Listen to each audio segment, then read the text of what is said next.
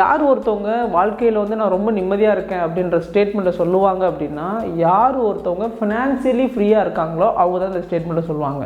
அது என்ன financially free அப்படின்னா, நான் ஒரு பொருளுக்கு ஆசைப்பட்றேன் அப்படின்னா எந்த தயக்கமும் இல்லாமல் அதை நான் வாங்குறதுக்கு தகுதியாக இருக்கிறேன் அப்படின்னா அதுதான் ஃபினான்ஷியலி ஃப்ரீ. நான் ஆசைப்படுற வாழ்க்கையை வாழ்கிறது, எனக்கு பண தேவைகள் அனைத்தையும் பூர்த்தி பண்ணுறது தான் ஃபினான்ஷியலி ஃப்ரீயாக இருக்கிறது. சரி, இந்த ஃபினான்ஷியலி ஃப்ரீயாக எப்படி தான் ஆகுறது அப்படின்னா, இதுக்கு முன்னாடி நீங்கள் பர்சனல் ஃபினான்ஸ் பற்றி கொஞ்சம் தெரிஞ்சிருக்கணும். இந்த பர்சனல் ஃபினான்ஸ் வந்து ஒரு 6 டைப் ஆஃப் பேசிக் பிரின்சிபலோட சொல்லுவாங்க. அதை நான் உங்களுக்கு இந்த வீடியோவில் சொல்ல போகிறேன். ஸோ இந்த மாதிரி உங்களுக்கு ஃபினான்ஸ் பற்றி கற்றுக்கணும் அப்படின்னா பாலு ஃபினான்ஸை ஃபாலோ பண்ணி சப்ஸ்கிரைப் பண்ணிக்கோங்க, சப்போர்ட் பண்ணுங்கள். தொடர்ந்து நீங்கள் எப்படி பணக்காரன் ஆகலாம் அப்படின்றதுக்கான வழி எனக்கு தெரிஞ்ச மாதிரி நான் உங்களுக்கு சொல்லிக் கொடுக்க ட்ரை பண்ணுறேன். ஸோ அதில் ஃபஸ்ட்டு ஒன் என்ன அப்படின்னா ஃபினான்ஷியல் பிளானிங் அப்படின்னு சொல்லுவாங்க. நம்ம பணம் சம்பாதிக்கிறது முக்கியம் இல்லை, அதை பிளான் பண்ணி பண்ணணும். எதை பண்ணாலும் பிளான் பண்ணி தான் பண்ணணும். பிளான் பண்ணலன்னா இப்படி தான் அப்படின்ற மாதிரி வடிவேல் சொல்கிற காமெடி மாதிரி எந்த ஒரு விஷயமா இருந்தாலும் நீங்கள் பிளான் பண்ணணும். உங்கள்கிட்ட ஃபினான்ஷியல் பிளான் இல்லை அப்படின்னா நீங்கள் மிகப்பெரிய ட்ராப்பில் போய் மாட்டிப்பீங்க.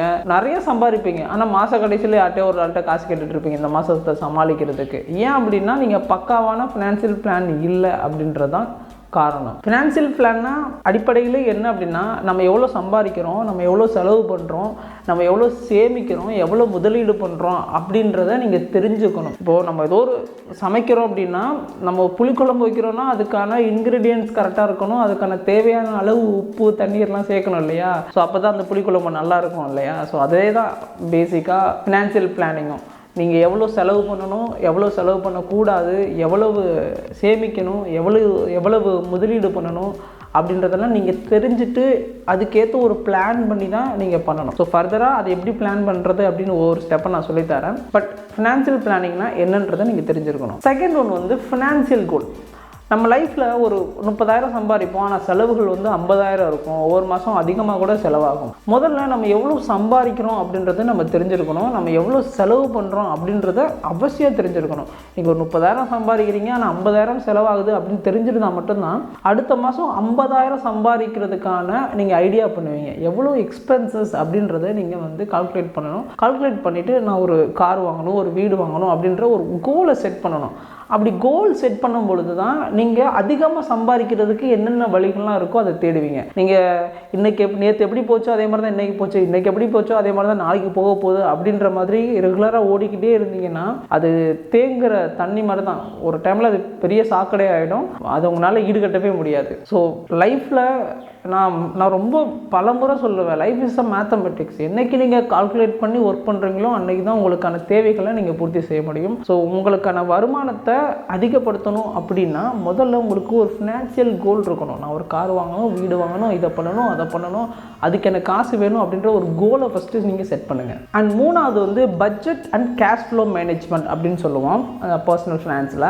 பட்ஜெட்னா ஒரு மாதத்துக்கு உங்களுக்கு என்னென்ன செலவுகளாக இருக்குது அப்படின்றத நீங்கள் உட்காந்து எழுதணும். கண்டிப்பாக இந்த வீடியோ பார்க்குற எல்லாருமே கண்டிப்பாக எழுத படிக்க தெரிஞ்ச ஒரு ஆளாக தான் இருப்பீங்க கண்டிப்பாக. ஸோ முதல்ல உங்களுக்கு மாதம் நான் இவ்வளோ ரீசார்ஜ் பண்ணுறேன், இவ்வளோ இந்த செலவு பண்ணுறேன், அந்த செலவு பண்ணுறேன், ரெண்ட்டு கொடுக்குறேன், இஎம்ஐ கொடுக்குறேன் அப்படின்றத உங்களுடைய செலவுகளை நீங்கள் எழுதணும்.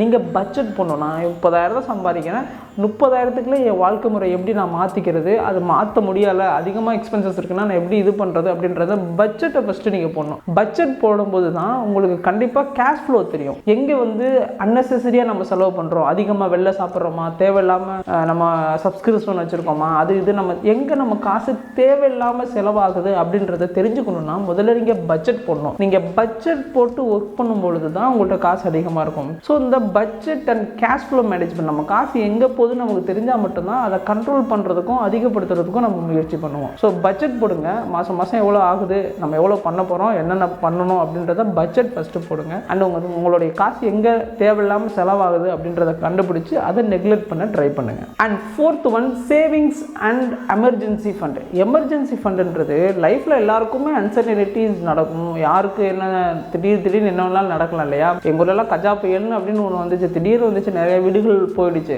ஸோ எமர்ஜென்சி ஃபண்ட் அப்படின்ற ஒரு ஃபண்டு இருந்துச்சு அப்படின்னா தான் அந்த அன்சர்டனிட்டியை நம்ம டீல் பண்ண முடியும். நாளைக்கு நமக்கு ஒரு குழந்தை இருக்குது, குழந்தைக்கு முடியலை அப்படின்னா அந்த தருவாயில் நம்ம குழந்தைய பார்க்குறதா போயிட்டு காசை ரெடி பண்ணுறதுக்கு ஓடிக்கிட்டு இருக்கதா? ஸோ நமக்கு எமர்ஜென்சி ஃபண்ட் அப்படின்னு ஒன்று இருந்துச்சுன்னா நம்ம அதை எடுத்து பே பண்ணிவிட்டு நம்ம ஈஸியாக நம்ம குழந்தைய நம்ம ஃபோக்கஸ் பண்ணலாம்ல.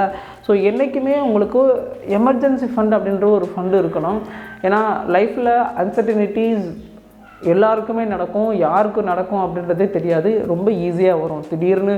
ஏன்னா நம்ம வந்து இயற்கை சார்ந்து இருந்தாலும் அன்சர்டனிட்டிங்கிறது ஒரு இயற்கையான விஷயம், அதுக்கு நம்ம ரெடியாக இருக்கணும்.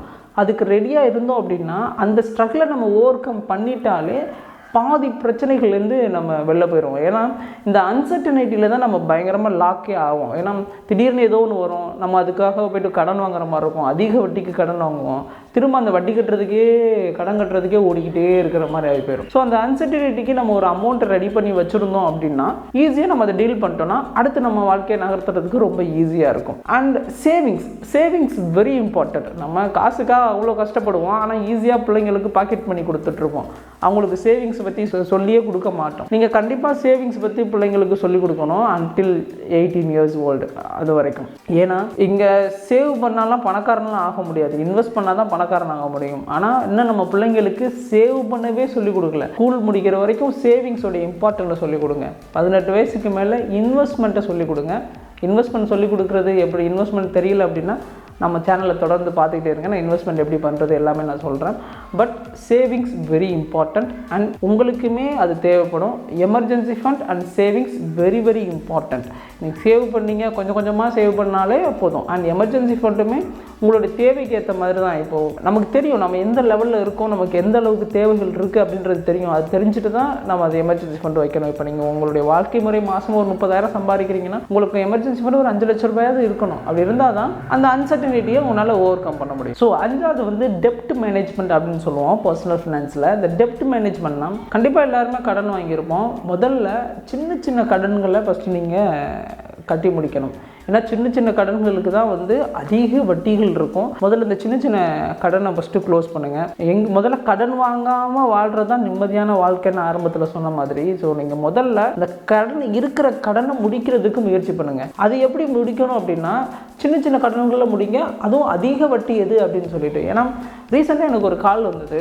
நான் ஏன்னா எங்கள் ஊர் கிராமங்களில் நிறைய NBFCs வந்து அந்த குழுன்னு சொல்லுவாங்க, குழுக்களில் வந்து நிறையா வந்து கடன் ரொம்ப ஈஸியாக பல்க் அமௌண்ட்டை கொடுத்துட்டு அவங்க எல்லாரும் அந்த குழு கட்டுறதுலேயே சுற்றி ஓடிக்கிட்டு இருக்காங்க. எனக்கு ரீசெண்டாக ஒரு கால் வந்தது, சார் நானும் வாங்கியிருந்தேன், இந்த மாதிரி நீங்கள் ப்ராப்பராக பே பண்ணிட்டீங்க, இன்னொரு லோன் உங்களுக்கு சாங்ஷன் ஆகிருக்கு, வாங்கிக்கோங்க அப்படின்னு சொன்னாங்க. சரி எவ்வளோங்க சார் இன்ட்ரெஸ்ட் அப்படின்னு கேட்டால் 30% சொன்னாங்க. நான் கால் பண்ணி RBI படியே 27% தானேங்க பண்ணோம், நீங்கள் 30% சொல்கிறீங்க அப்படின்னு கேட்டேன். சரிங்க சார் உங்களுக்கு 27 பண்ணிடலாம். அதாவது MRP மாதிரி மேக்ஸிமம் ரீட்டைல் ப்ரைஸ் அதில் தான் நம்மளுங்க அதுதான் சரியான வேலை அப்படின்னு சொல்லி விற்பாங்கள்ல, அந்த மாதிரி அதிகபட்ச வட்டியே 27 தான் வாங்கணும்.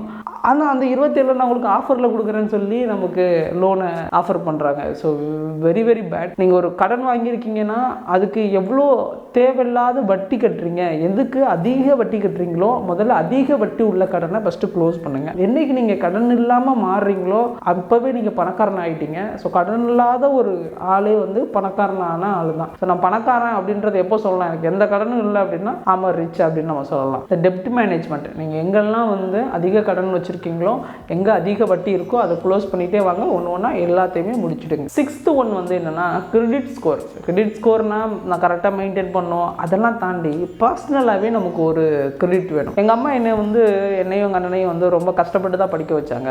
ஆனால் அவங்க வாங்கியிருந்த எல்லா அவ்வளோ கடன் வாங்கி வச்சுருந்தாங்க. பட் எல்லா கடனுமே என்ன அப்படின்னு பார்த்தா வட்டி இல்லாத கடனை வாங்கி வச்சுருந்தாங்க. ஏன் வட்டி இல்லாத கடன் அப்படின்னா அவங்கள்ட்ட இருந்த அந்த கிரெடிட் தான். அவங்க ஒர்க்லையும் சரி அவங்களுடைய குணத்துலையும் வந்து ரொம்ப நேர்மையான ஒரு ஆள். ஸோ அந்த நேர்மையான ஆளுக்கு வந்து யாருமே வட்டிக்கே கொடுக்கல.